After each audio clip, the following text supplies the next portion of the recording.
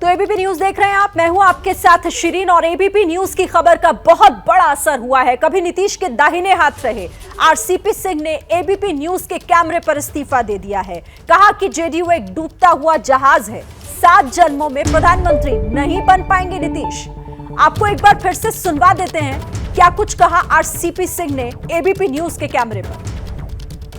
उसके बाद किया, देखिए मैं इन सब चीज़ों पर करने के बाद प्रकाश जी मुझे लगा कि भाई, मैं सोचा कि भाई चलिए बहुत हो गया, अब मैं सीधे सीधे इस पार्टी की प्राथमिक सदस्यता से इस्तीफा आपके माध्यम से कर रहा हूँ। चिट्ठी में अभी भेज दूँ मैं, बिल्कुल। बताइए साहब, अरे भाई बताइए जरा, मैंने बताइए, किसी की सीमा होती है ना जी।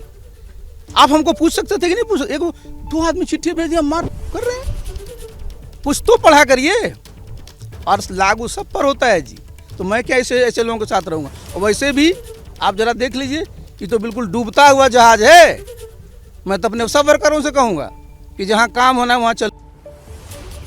तो आरसीपी सिंह जो दाहिना हाथ कहे जाते थे नीतीश कुमार के, और आज वो बगावत कर गए हैं। पार्टी की सदस्यता से भी उन्होंने इस्तीफा दे दिया है। एबीपी न्यूज के कैमरे पर प्रकाश मेरे सहयोगी मेरे साथ बने हुए हैं, लेकिन एक खास मेहमान जेडीयू नेता राजीव रंजन भी हमारे साथ जुड़ गए हैं। राजीव जी, पहले आप ही के पास आ जाती हूं, क्योंकि बगावत कर गए हैं यहां पर आरसीपी सिंह। कई बड़े आरोप जेडीयू पर लगाए और डूबता हुआ जहाज नीतीश कुमार को कह गए।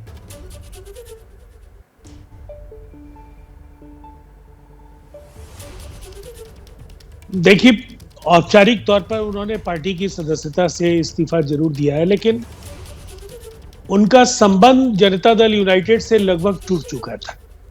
और पिछले दिनों उनकी लगातार जो गतिविधियां थी, वो पार्टी के अनुशासन और पार्टी के जो कार्यक्रमों को लेकर के जो उनकी उदासीनता थी, वो बार बार जाहिर हो रही थी। अब सवाल ये है कि जाने के वक्त ये एक दस्तूर है कि जब हम साथ होते हैं तो हम जिनके साथ होते हैं वो हमारे भगवान होते हैं, और जब हम बाहर जाते हैं तो वो पार्टी डूबता हुआ जहाज, उसके नेता 7 जन्मों में मुख्य प्रधानमंत्री नहीं हो सकते हैं। और मुझे ऐसा लगता है जो कुछ भी जनता दल यूनाइटेड से आरसीपी सिंह जी को मिला है, सामान्य तौर पर एक व्यक्ति जिसको ये इतना सारा कुछ मिलेगा, वो कभी भी एहसान फरामोश तो नहीं हो सकता है। उन्हें पार्टी के महामंत्री, पार्टी का राष्ट्रीय अध्यक्ष, 2 बार राज्यसभा में सांसद रहे और फिर केंद्रीय मंत्री भी बने। पार्टी के बड़े फैसलों में उनकी भूमिका रही, चुनाव में उनकी काफी बड़ी बड़ी जिम्मेदारियां रही है। और उसके बाद इस तरह के बयान अगर उनकी ओर से आ रहे हैं तो ये बेहद शर्मनाक है, और राजनीतिक अवसरवादिता का इससे बड़ा कोई उदाहरण नहीं हो सकता है। राजीव रंजन जी काफी नाराज दिखाई दे रहे थे। एबीपी न्यूज के कैमरे पर इस्तीफा उन्होंने दिया। हमारे सहयोगी प्रकाश भी मेरे साथ हैं, उनसे जब वो बात कर रहे थे, बहुत सारी शिकायतें उनके मन में थी। वो यहाँ तक कह रहे हैं कि मेरी बेटी, मेरी पत्नी को घसीटा जा रहा है, सब कुछ राजनीति से प्रेरित है, मेरे पास तो तमाम दस्तावेज हैं। किस बात की जांच की बात कर रहे हैं?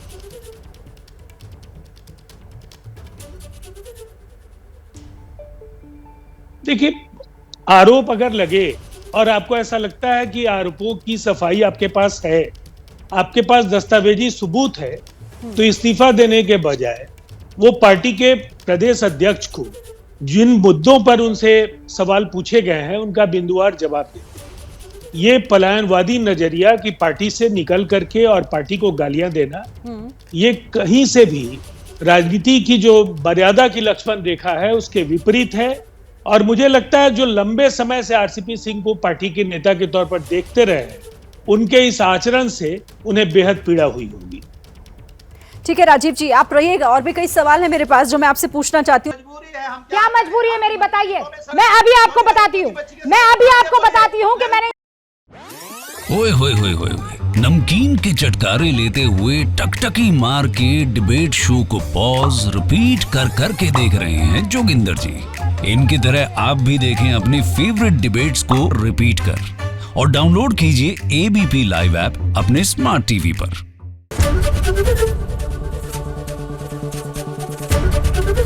एबीपी न्यूज आपको रखे आगे।